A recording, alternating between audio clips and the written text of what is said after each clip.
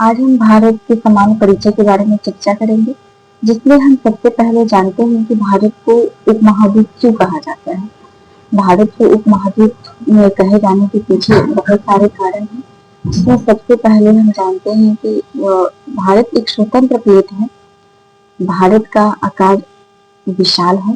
भारत में जो है कि जलवायु विविधता पाई जाती है। भारत के हर एक क्षेत्र में जो है अलग-अलग प्रकार की जलवायु पाई जाती है।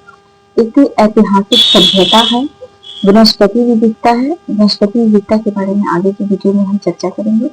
भारत में जो है अलग-अलग क्षेत्रों में है विभिन्न प्रकार की वनस्पतियां पाई जाती हैं।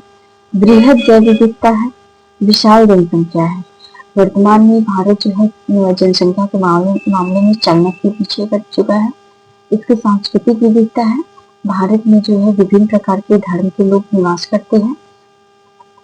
संसाधन है, पॉलिटिकल बाउंड्री है, जिसके कारण जो है कि भारत को उपमहाद्वीप कहा जाता है।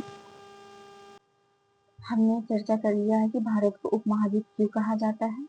अब हम चर्चा करेंगे कि अब हम भारत के विभिन्न भागों के बारे में चर्चा करेंगे, जिसमें हम जानते हैं कि भारत जो है वो गोंडवाना लैंड का भाग। जब गोंडवाना लैंड में विखंडन हुआ तो भारत जो है उत्तर पूर्व की ओर गति करने लगा। करने के क्रम में जो है वो रीयूनियन द्वीप जो है उसके ऊपर से गुजरा।